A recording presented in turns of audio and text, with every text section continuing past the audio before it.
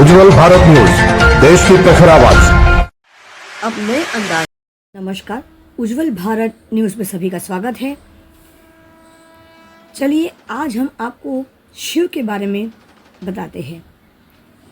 जिस विशाल खालीपन को हम शिव कहते हैं वह सीमाहीन है, शाश्वत है, मगर चूंकि इंसानी बोध रूप और आकार तक सीमित होता है, इसीलिए हमारी संस्कृति में शिव के लिए बहुत तरह के रूपों की कल्पना की गई है।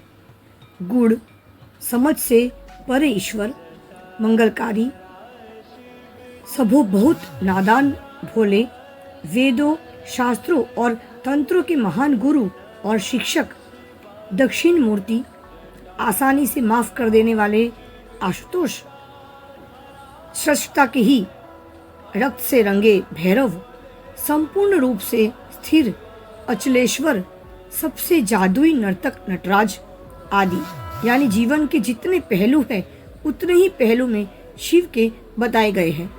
आमतौर पर दुनिया के ज़्यादातर हिस्सों में जिस चीज़ को लोग देवी या ईश्वरीय मानते हैं उसे अच्छा ही दर्शाया जाता है, लेकिन अगर आप शिव पुराण को ध्यान से पढ़े तो आप शिव की पहचान अच्छे या बुरे के रूप में नहीं कर सकते। वह सब कुछ है, वह सबसे बदसूरत भी है, वह सबसे खूबसूरत भी है, वह सबसे अच्छे और सबसे बुरे भी है, वह सबसे अनुशासित भी है। शिव एकमात्र ऐसे देवों के देव महादेव है जिनकी पूजा देवता, दानव और दुनिया के हर तरह के प्राणी करते हैं। हमारे तथाकथित सभ्यता ने अपनी सुविधा के लिए इन हजम न होने वाली कहानियों को नष्ट भी किया है, मगर शिव का सार दरअसल इसी में है। शिव की शख्सियत जीवन के पूरी तरह विरोधाभासी या विरोधी पहलुओं से बनी है। अस्तित्व के सभी गुणों का एक जटिल संगम एक ही इंसान के अंदर डाल दिया गया है, क्योंकि अगर आप इस एक प्राणी को स्वीकार कर सकते हैं तो समझ लीजिए आप पूरे जीवन से गुजर चुके हैं। जीवन के साथ हमारा सारा संघर्ष यही है कि हम हमेशा ये चुनने की कोशिश करते हैं कि क्या सुंदर है और क्या नहीं, क्या अच्छा है और क्या बुरा। लेकिन अगर आप इस एक शख्सियत शिव, जो जीवन की हर चीज़ का एक जटिल संगम है, जो स्वीकार कर सकते हैं, तो आपको किसी चीज़ से कोई समस्या नहीं होगी।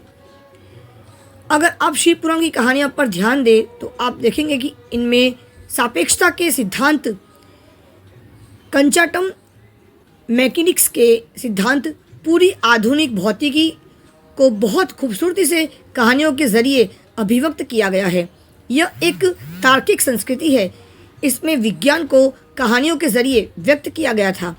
चलिए आज आपको ले चलते हैं तर्केश्वर मंदिर के पीछे, जहाँ पर श्री शिव कथा बहुत खूबसूरत तरीके से यहाँ पे किया जा रहा है। हमारे कथाकार पूजनीय जय जी, जिन्होंने शिव कथा प्रारंभ किया है, कल उसका चौथा दिन था और आज उसका 5वां दिन है।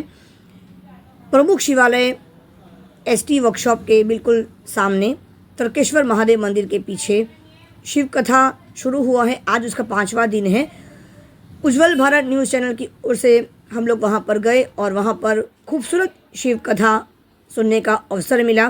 तो चलिए आइए सुनते हैं ये खूबसूरत शिव पुराण के शिव कथा।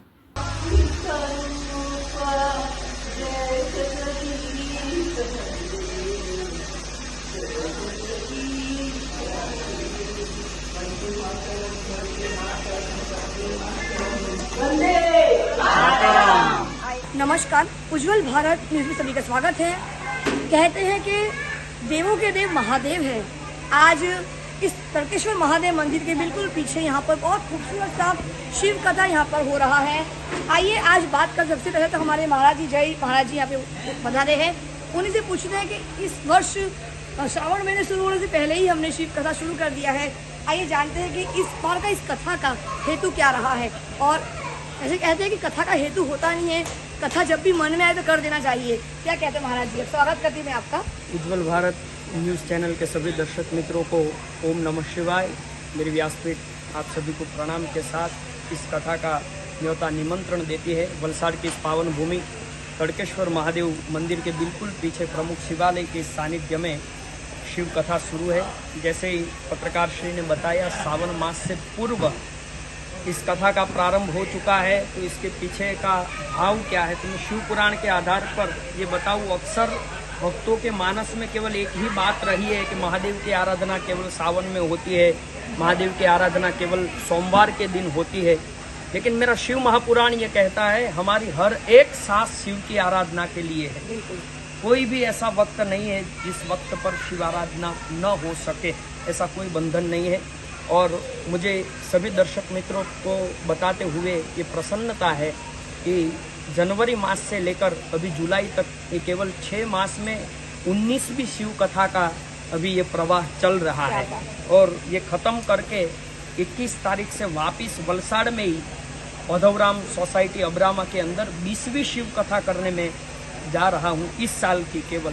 तो सभी शिव भक्तों का ये भाव रहा है, जब अवसर मिले तब शिव कथा सुनने का सभी का मन होता है। और ये शिव की गाथा सभी का कल्याण करने वाली है।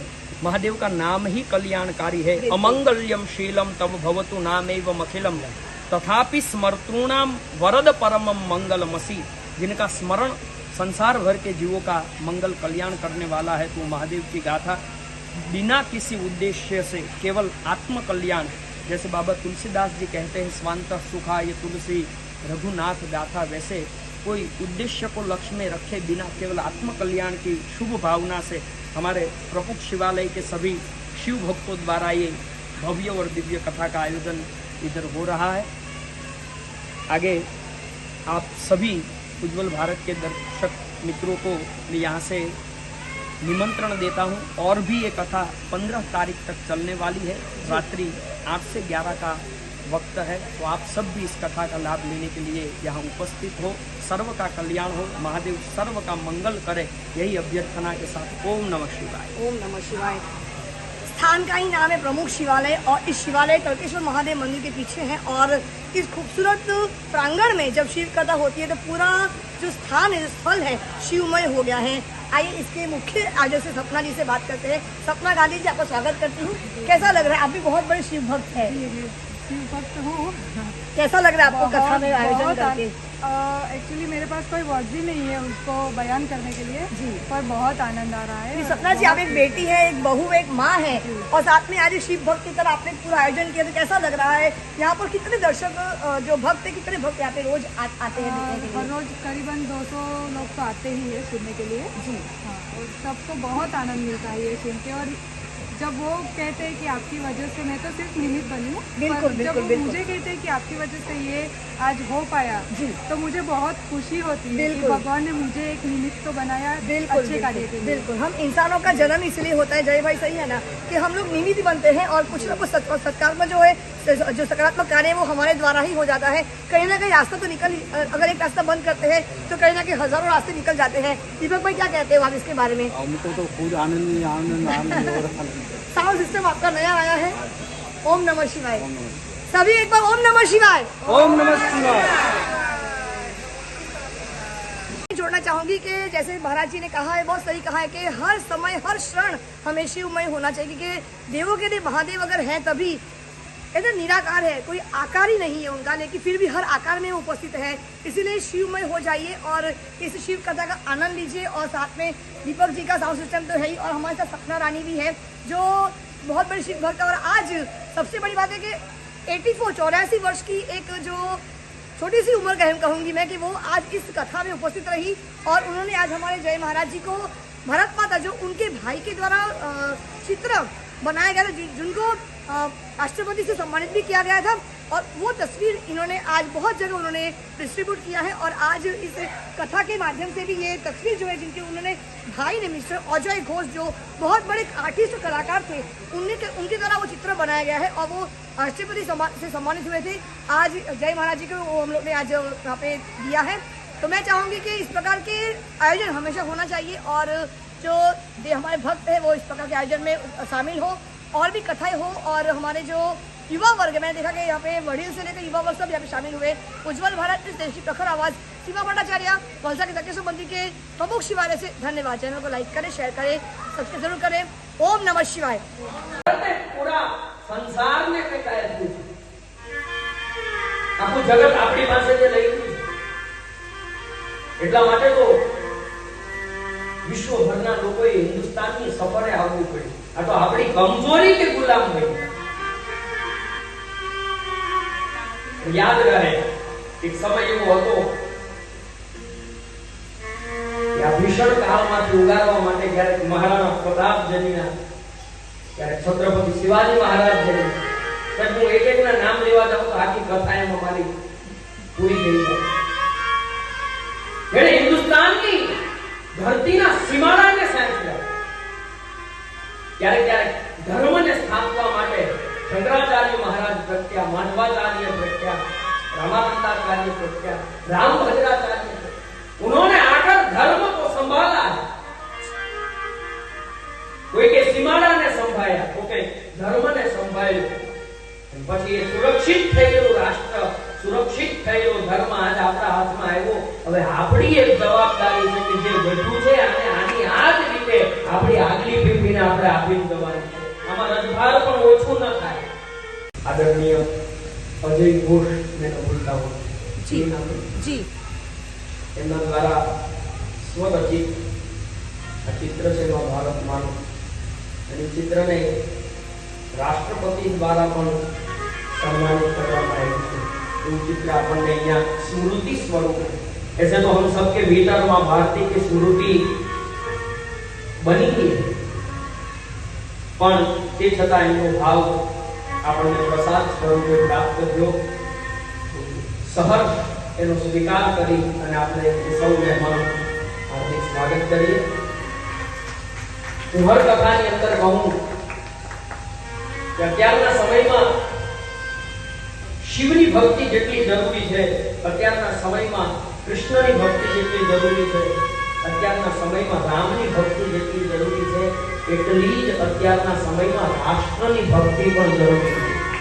और मैं कथा में वहां तक कहता हूं कि મને તમને શિવ ગમે છે, મને તમને રામ ગમે છે, મને તમને કૃષ્ણ ગમે છે, અને રાષ્ટ્ર નથી ગમતું તો એ ભક્તિ નહીં, કેવલ દંભ અને નાટક છે. જેને મહાદેવ ગમે અને રાષ્ટ્ર ગમતું જ હોય છે. રાષ્ટ્રની રક્ષા અને સુરક્ષા હશે તો આપણો ધર્મ રક્ષાયેલો રહેશે. રાષ્ટ્રના સીમાડા સુરક્ષિત હશે તો આપણો ધર્મ સુરક્ષિત રહેશે. અને હજી પણ આપણે જાગવાની જરૂર છે, આંખ ખોલવાની જરૂર છે. આટલી ગુલામી પછી પણ હજી આપણી આંખ નથી ઉઘડી કે જ્યારે રાષ્ટ્ર પર આક્રમણ થયું ત્યારે સૌથી પહેલો ઘા આપણા ધર્મ ઉપર આવ્યો છે. આપણા મંદિરો તૂટ્યા છે, આપણા શાસ્ત્ર સળગ્યા છે. ક્યું? ભારતીય संस्कृति અને परंपराનો आधार स्तंभ कोई હોય તો આપણો ધર્મ છે. और मैं तो वहां तक कहता हूं पूरे संसार में मां भारती की यदि कोई पहचान હોય कि આપણો ધર્મ છે. जगत भारत ने सेना क्यों बोलते? पूरा संसार ने આપણો ધર્મ થકી ઓળખાણ મળી. સર્વના કલ્યાણની ભાવના આપણા સનાતનમાં છુપાયેલી છે. આપણા દેશે, આપણા રાષ્ટ્રએ, આપણા ધર્મએ, આપણા ઋષિ મુનિઓએ જે વિશ્વને આપ્યું છે ને, આખું વિશ્વ ભેગું થાય ને કોઈ ભારતના ઋણમાંથી ક્યારેય મુક્ત નહીં થઈ શકે. ઇતના દિયા હે.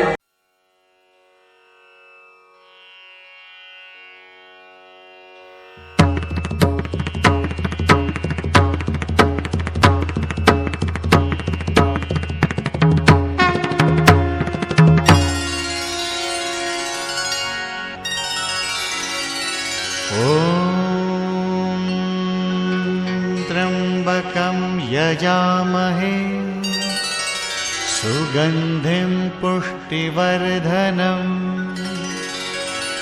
उर्वारुकमिव बन्धनान् मृत्योर्मुक्षीयमामृतात्.